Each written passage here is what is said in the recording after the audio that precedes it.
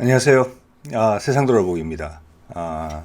우리가 시일이 좀 지난 뒤에 역사가 그 세기의 미팅이다라고 부를 만한 미팅을 지금 눈앞에 두고 있습니다. 이번 주말에 하와이 호놀룰루에서 개최되게 되는 한미일 외교장관 회의가 그것인데요. 당연히 이 회의의 주제는 한반도 종전선언하고 상관이 있는 것이죠. 북미 간에. 자, 그에 관련해서 말씀을 드려보겠습니다. 이게 며칠이 안 남았거든요. 오늘이 우리 미국 시간으로 치자면은 지금 2월 9일이에요. 3일 정도 남은 겁니다. 자, 좀 복잡한 슬라이드인데 간단하게 설명하면 뭐 이렇습니다. 한국과 미국 그리고 북한이죠. 북한 간에 종전선언 문안에 대한 협의가 거의 다 됐었어요. 작년 말에 이런 맥락을 쭉 봤을 때는. 그런데 우크라이나 사태가 나고 나서 미국이 그 협상장에서 발을 빼고 다른 계획을 이제 모색하기 시작했던 거죠. 우크라이나의 긴장이 고조가 됐죠. 그래서 전 세계적으로 경색이 됩니다. 우크라이나 그리고 중국 그리고 북한 그렇게 되고 거기에 대해서 북한이 미사일을 발사하게 되죠. 그에 대한 반발로서 우리 협상 혹시 잊은 거 아니야? 이러면서 1월 달에 들어서서 자그마치 7번이나 미사일을 발사를 합니다. 1월 30일이 마지막이었네요. 자, 그리고 그런 분위기에 미국이 이제 강경 분위기로 이제 돌아섰고 거기에 일본이 이제 편성을 했죠. 왜냐하면 일본은 종전선언을 아주 지속적으로 치밀하게 반대해왔던 입장이기 때문에 반전된 미국의 입장이 아주 반가웠을 겁니다. 그래서 조금 무리를 하게 되는 것 같은데 그게 이제 소위 유네스코의 문화유산으로 그들이 신청하려고 하던 그 사도광산 문제가 있어요. 기존에 이제 군함도 건도 유네스코의 제안을 따르지 않고 징용이라는 부분을 강제징용이라는 부분을 빼고 지금 유지하고 있는 것이죠. 그 상태에서 같은 경우인 사도광산도 추진한다는 것은 우리한테 시비를 거는 것으로밖에 이해가 안 되고 향후 1년이나 1년 5년, 1년 반에 걸쳐서 진행되게 될 그 검토 과정에서 여론전에서 성산이 있다라고 본 것입니다. 즉 미국이 계획하고 있던 우크라이나 위기를 중심으로 계획하고 있던 새로운 세계 판도가 오래 지속될 것이고 거기서 미국은 일본은 편성했고 한국은 거기서 편성하지 않았고 한국의 입지는 상당히 안 좋아질 것이라고 일본의 수뇌부가 판단을 했다는 겁니다. 그게 이제 기시다 아베 통화에서 나타냈고 그게 며칠 만에 크게 바뀌죠. 입장이 자세를 확 낮추는 것으로 바뀝니다. 며칠 안 걸렸어요. 자, 그 며칠 안 걸린 가장 큰 이유는 유럽에서 발생을 하죠. 우크라이나와 러시아가 지금 위기에 두 당사자가 휴전 선언을 하는 것이죠. 그들의 내전에 대한 휴전을 선언한 것입니다만은 애둘러서 이 문제를 평화적으로 해결하자라고 둘이 이야기를 하게 된 것입니다. 갑자기 미국이 하늘을 붕 뜨게 되는 것이죠. 당사자끼리 싸움을 안 하겠다는데 어떻게 할 방법이 없는 것이죠. 물론 저기 뒤에는 프랑스와 독일의 강력한 조율이 있었고 러시아가 원하는 것, 우크라이나가 원하는 것 이런 걸 챙겨줘야 되는 부분이 있지만 일단 큰 불은 잡은 셈이에요. 그리고 이제 수습하게 된 미국 같은 경우는 EU하고 에너지 공동성명을 맺어서 LNG의 공급을 늘릴 수 있는 유럽에 그런 틀을 마련하게 돼요. 그러면서 전체적으로 우크라이나 위기가 사실은 불이 꺼진 거예요. 그렇지만 지금 이제 서로 챙겨야 될 체면들이 있고 세계의 역학 구도라는 힘의 균형이 있기 때문에 출구 전략을 통해서 전 세계 여론은 그냥 식었구나. 그냥 좀 러시아는 여전히 나쁜 아이였는데 어떻게 잠잠해 지내 이런 식으로 접수가 될 수 있도록 지금 이제 마사지를 하고 있는 것이고 출구 전략을 하고 있는 것이죠. 자, 이렇게 급변하는 사태가 발생을 했고 이게 2, 3일간에 발생을 한 거예요. 1월 26일에서 28일 현지 시간으로. 자, 그게 이제 아시아권에서 진해진 것이죠. 그래서 아베와 통화까지 해서 아주 결심을 하고 공격적인 자세로 사도광산의 유네스코 등재를 추진하는 일본이 갑자기 입장이 난처하게 된 것이죠.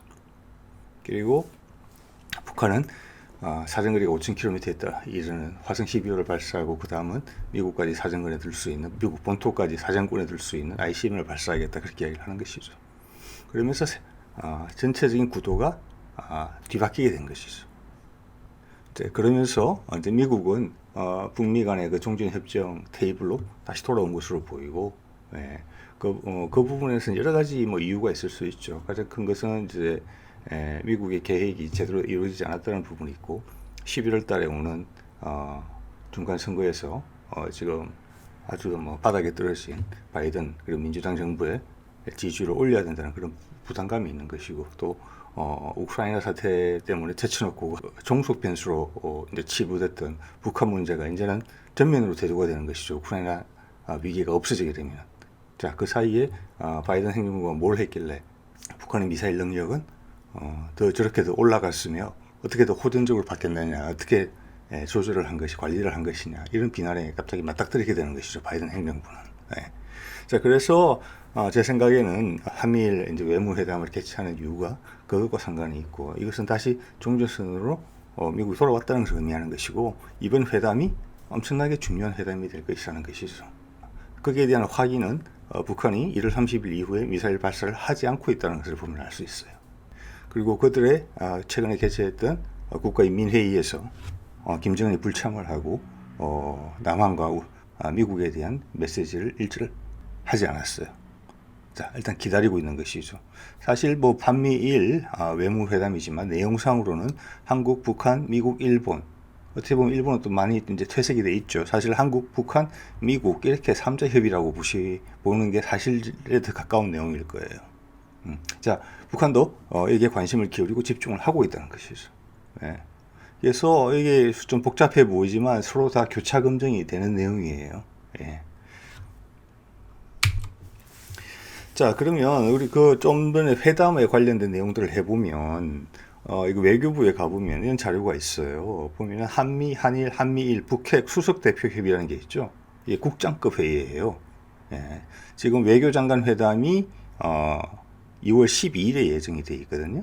이 내용을 보시면 노규덕 한반도 평화교섭 본부장은 우리나라의 북핵 수석 대표예요.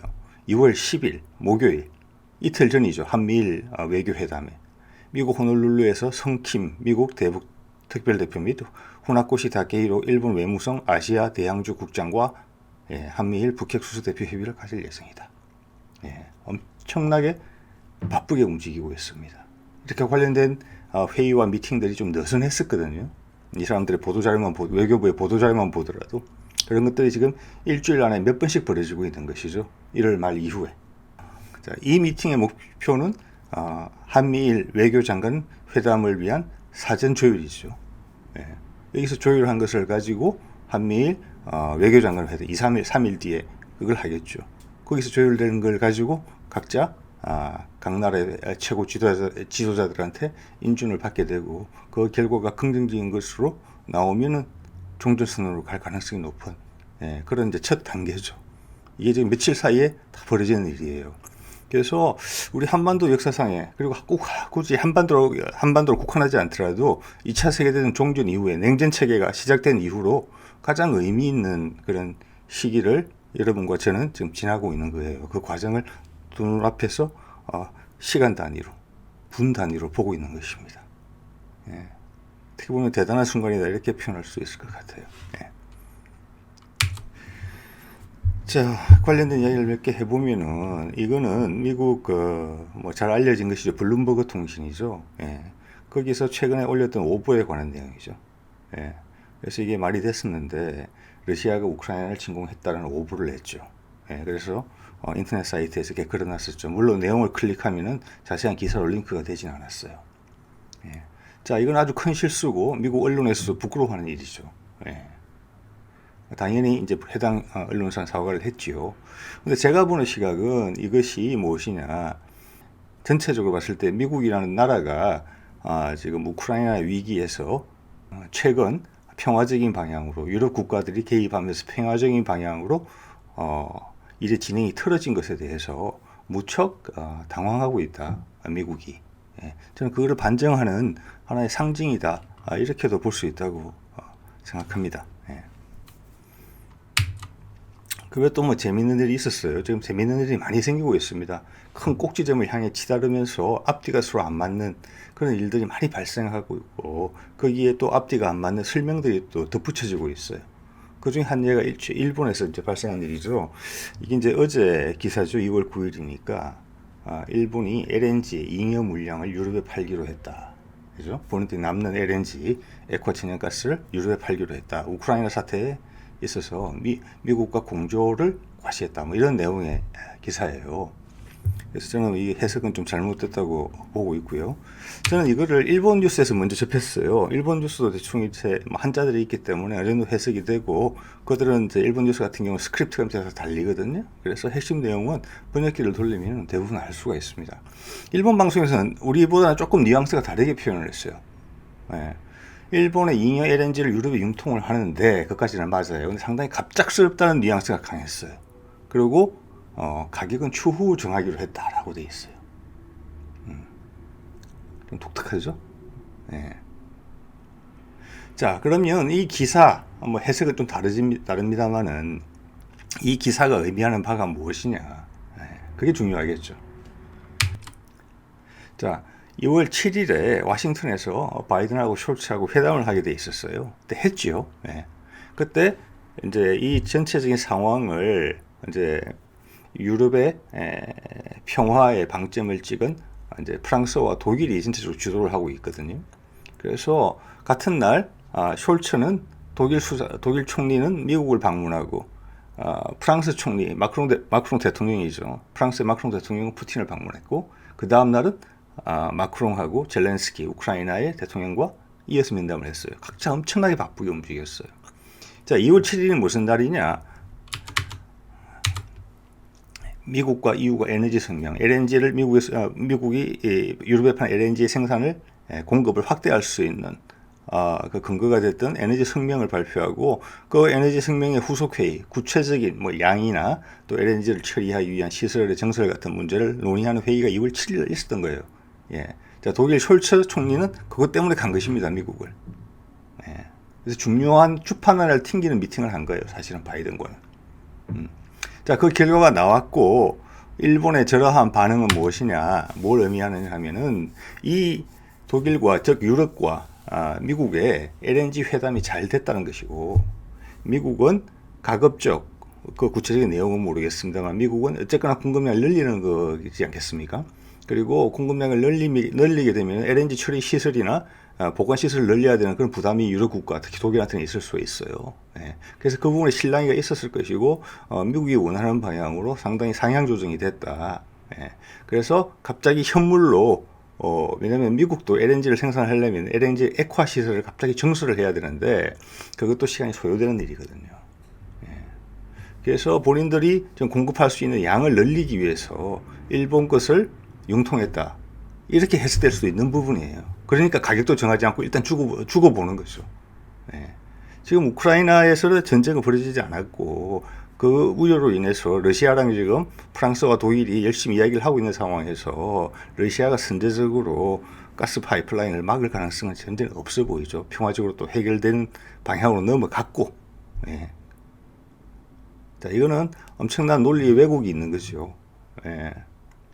그게 아까 우리나라 신문 기사에서는 그런 이제 모습을 보여줬었고, 일본 기사에서는 이 여자 앵커처럼 놀란 눈으로 그냥 이렇게 반응을 하고 있는 거예요. 네. 자, LNG라는 것이 우리도 석유 같은 게 며칠 보관분이라는 게 있잖아요. 유사시를 대비해서. 우리나라에서 전쟁이 발생할 수도 있고, 해양 수송로가 무슨 이유에선가 막힐 수도 있어요. 장기간. 자, 그때를 대비하기 위해서 우리도 엄청난 예를 들어서 원유 저장 시설을 갖고 있죠. 예. 일본 같은 경우도 LNG도 거기에 준하는 거예요. 예. 그래서 본인들이 사용할 물량만을 남기고 나머지를 한다고 했는데, 지금 제가 한 해석이 맞다면 미국이 공급량을 늘리기 위해서 가져가는 것이면, 일본이 본인들의 에너지 안보를 위해서 비축하고 있던 그 비축 물량에도 손을 댔을 수도 있겠다, 이런 상상까지도 할 수 있게 되는 것이죠. 예. 뭐 진실은 알 수가 없는 것이죠. 근데 분위기로 해석을 하자면 그럴 수도 있다는 말씀을 드렸습니다. 예. 자, 그래서 다시 이걸로 돌아오면은, 자, 노르망디 협의를 통해서 그걸 했죠. 우크라이나와 러시아가 이제 휴전을 하면서 그 우크라이나 내전에 일단 우리가 전쟁이 아닌 평화적으로 해결하자는 거에 이제 기본적인 방향을 틀었고, 엄청나게 중요한 일이죠. 그 다음 노르망디 후속 협의를 2월 9일 날 독일에서 하게 돼 있고, 이에 앞서서 마크롱은 프랑스에서 러시아에서 푸틴을 만나고, 그 다음 우크라이나의 젤렌스키를 만나면서 열심히 뛰어다니고 있죠. 그와 동시에 미국은 반대급부로서, 이건 저의 판단입니다. 1월 28일 날 에너지 성명을 맺었고, 그 에너지 성명의 구체안을 협의할 게 2월 7일. 자, 이거는 숄처 독일 총리가 맡아서 바이든하고 회담하러 간 것이고, 그 결과의 여파로 지금 일본에서 잉여 LNG를 유럽에 융통한다는 이야기가 나왔고, 각각의 언론사들은 본인들의 입맛에 맞게 이제 화장을 시킨 다음에 그 기사를 내보내고 있는 그런 상황이죠. 자, 그래서 유럽의 상황이 이런 식으로 정리가 되는 것 같아요. 제가 봤을 때는 그걸 한 번 더 확인을 시키는 거죠. 자, 즉 미 EU 에너지 후속 회의는 잘 진행된 것이다. 누가 유리한지는 모르겠지만, 뭐 미국이 얼마나 가져갔는지는 모르겠습니다만, 그리고 마크롱 대통령이 담당했던 푸틴과의 미팅, 그리고 젤렌스키와의 미팅도 무리 없이 잘 진행되고 있는 것이다. 자, 그러면 유럽의 상황은 안정권으로 확실하게 들어갔고, 그 사이에 불거진 북핵 문제를 해결하기 위해서 한미일 외무장관 회담으로 오게 된 것이죠. 몇 달 전과는 전혀 다른 입장이 돼서 왔겠지요. 예. 자, 이 사진은 엊그제 있었던 마크롱 대통령과 우크라이나의 젤렌스키와의 회담 장면 사진입니다. 예. 그래서 이 미팅을 마치고 프랑스의 마크롱 대통령은 프랑스 돌아가지 않았습니다. 바로 독일로 갔습니다. 독일에 가서 누구를 만났느냐, 미국에서 갓 돌아온, 시차에 적응도 아직 안 됐을 독일의 숄츠 총리하고 폴란드, 우크라이나 지역의 동구권을 대표한다고 봐야 되겠죠. 동유럽을 대표하는 폴란드와 3자 미팅을 해서 평화적인 해결 방안에 대한 이야기를 합니다. 예. 자, 엄청나게 바쁘게 돌아가는 거죠. 예. 그래서 이 사태를 해결하기 위해서 유럽이 엄청나게 바쁘게 움직인 겁니다. 거기까지 미국까지 포함해서. 예. 자, 미국은 그쪽에서 일단 발을 빼고 본인들이 얻을 건 얻고, 물론 본인이 큰 그림을 그렸던 것보다는 훨씬 못하겠지만 이제 출구 전략을 잘 해야 되는 입장이고 어쩔 수 없이 그 사이에 문제가 확대된 태평양 지역으로 동북아로 들어와서 그 문제를 해결하려고 사실 중심점이 지금은 한반도 쪽으로 옮겨져 있는 상태라고 봐야 되는 것이죠. 그게 지금 우리가 이야기하고 있는 1월 22일 하와이 호놀룰루에서 벌어지게 될 한미일 외교장관 회담이죠. 예.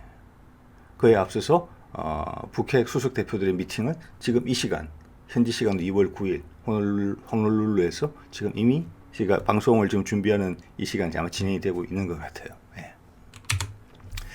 자, 여기서 또 재미난 것은 뭐냐면 이 미팅의 스케일에 대한 부분을 짐작할 수 있는 한미일 회담에, 한미일 외교장관 회의의 스케일을 짐작할 수 있는, 그 논의의 스케일을 짐작할 수 있는 그런 기사가 또 하나 있어요. 이 보시면은 제목이 뭐냐면 러시아가 일본의 사도광산 이야기했죠. 유네스코 등재 반대 입장이다. 그러니까 한국의 반응을 이해한다. 그래가지고 이걸 누가 이야기했냐면 외무부 대변인이 이야기를 했어요. 이거 사실은 안 해도 되는 이야기거든요. 외무부 대변인이 등재된 것도 아니고 지금 이런 이슈가 있는데 국제적인 문제에서 다른 나라에서 관여할 만한 이슈는 아닌 것 같아요. 자, 브리핑에서 범죄 지역을 위한 조치고 이 사안을 중대하게 지켜보고 있다 이렇게 표현을 했어요. 기사 내용을 보면은. 예. 자, 이 시점에 2월 9일이거든. 2월 10일 이제 2월 9일 날 발표한 것이고 2월 10일 날 우리한테 보도가 된 거예요. 이게 의미하는 게 뭐냐면은 지금 러시아도 알고 있다는 것이죠. 한미일 외교회담에 있어서 어떤 식으로 결정이 되는지. 자, 우리가 종전선언으로 진행을 하게 되면 이 회담의 이 회의의 결과로 북한과 미국은 뭘 교환하게 됩니까? 북한은 핵무기를 폐기하게 되죠. 그다음 미국은 경제 제재를 일단 해제하게 됩니다. 그죠?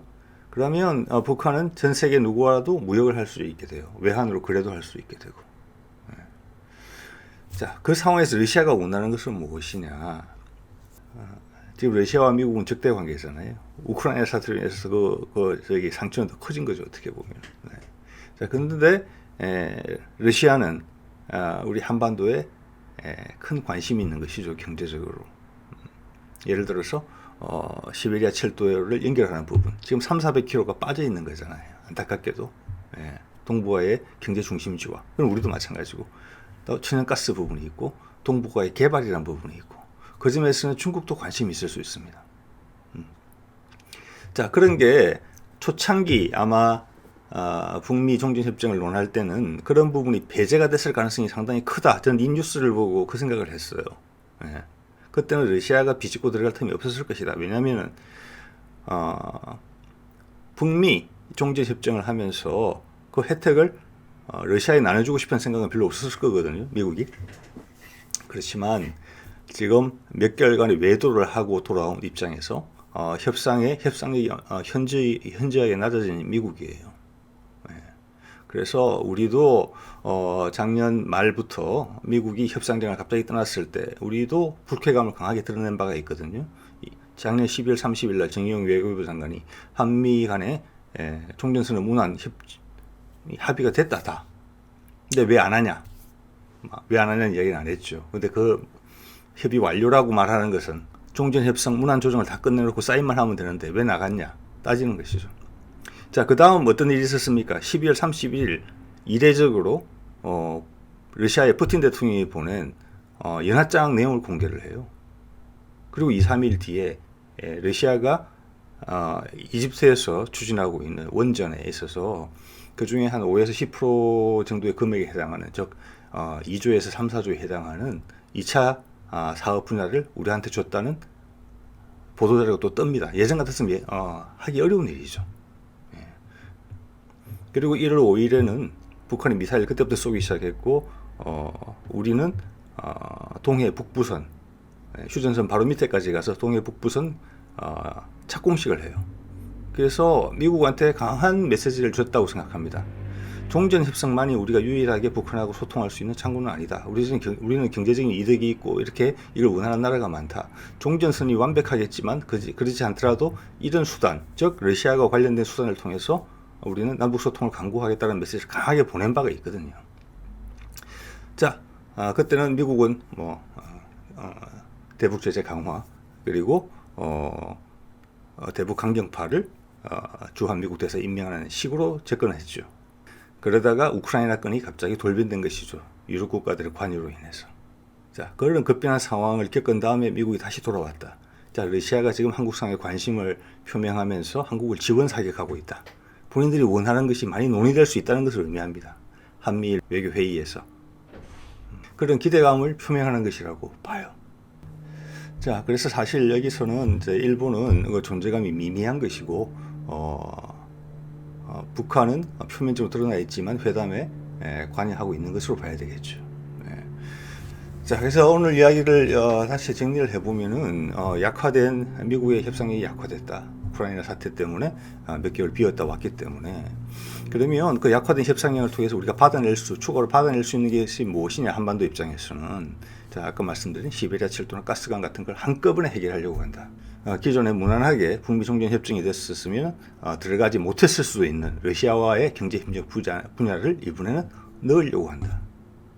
미국이 실기한 부분에 대해서 값을 치러야 한다는 것을 이야기해 주는 것이고, 오히려 이걸 우리는 전화위복의 계기로 삼겠다고 입장을 가질 수 있을 수가 있고, 조금 전에 러시아의 그런 사도광산 같은 어떻게 보면 국제적으로 사소한 문제, 굳이 신경 쓸 필요도 없는 문제에 대해서 러시아 외교부가 대변인이 중요한 사안으로 보고 있다고 우리 편을 들어주는 그런 상황.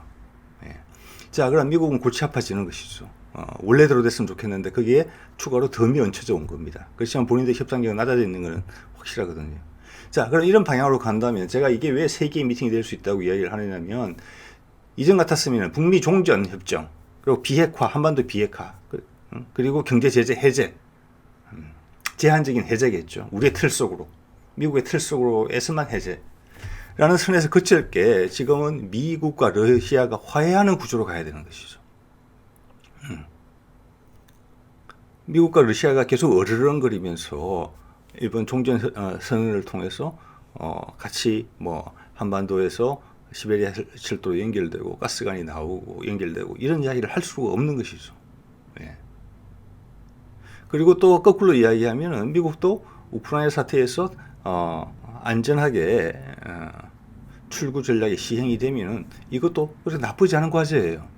뭐냐면 지금 이번 우크라이나 사태를 통해서 유럽의 인심을 많이 잃었고, 대륙 세력, 유라시아 대륙이 유럽, 시베리아, 동북으로 연결되는 이 경제권에 대한 희망을 사람들이 보고 있거든요. 좀 더 추진을 강하게 할 거란 말이에요.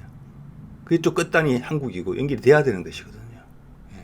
본인들은 우크라이나 사태에서 보여줬다시피 미국, 영국, 일본이 이해를 같이 했지만 지금 어떻게 보면 패착을 둔 셈이 됐단 말이에요. 종전선언을 추진하는 입장에서는 미국이 가장 그 강한 스포트라이트를 받을 수 있게 냉전 체제의 해소를 선도하는 새로운 시대의 희망을 여는 그런 선구자로서 또 그런 지도력을 가진 나라로서 우리는 미국을 충분히 아름답게 조명을 해주겠죠. 자, 그래서 앞으로의 세계 구도는 뭐 사회주의, 자본주의도 아니고 대륙과 해양 이런 식으로 나눠지지 않을까 싶습니다. 그래서 그 계기가 될 수 있는 미팅이다 이게. 자, 그래서 오늘 제가 이야기한 대로 반드시 된다는 보장은 없는 것이죠. 그러니까 회담을 하는 것이죠. 결과를 모르니까.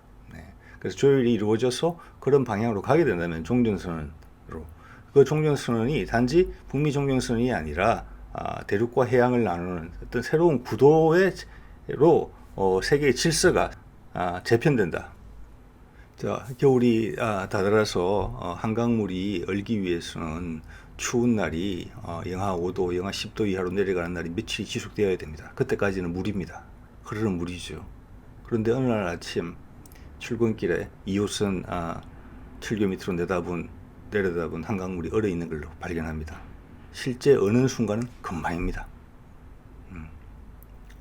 그런 구조적인 변화가 일어날 때는 준비하는데 시간이 많이 걸려서 그렇지 일단 일이 발생하기 시작하면 우리 눈으로 따라가지 못할 정도로 빨리 바뀌고 있어요. 지금 그런 순간에 임박해 있는 것입니다. 많은 것이 바뀌어요. 이걸 누가 계획한다고 되는 일이 아니에요. 세상의 흐름이 그런 것입니다. 우리는 북미 종전선언이 가장 합리적인 방법이다. 한반도의 평화를 위해서, 번영을 위해서. 그렇게 생각했던 것이고 프랑스와 독일은 우리 유럽에서는 전쟁이 있어서는 안 된다. 우리 EU를 유럽연합을 만든 목적이 그것인데 그걸 위해서 각자 노력을 한 거예요.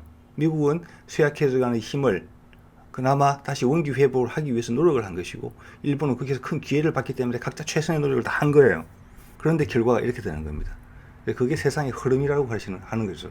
우리 조상들은 그런 데 익숙해져 있어요. 동양적인 사고에서는. 그게 사실은 더 과학적인 것이죠.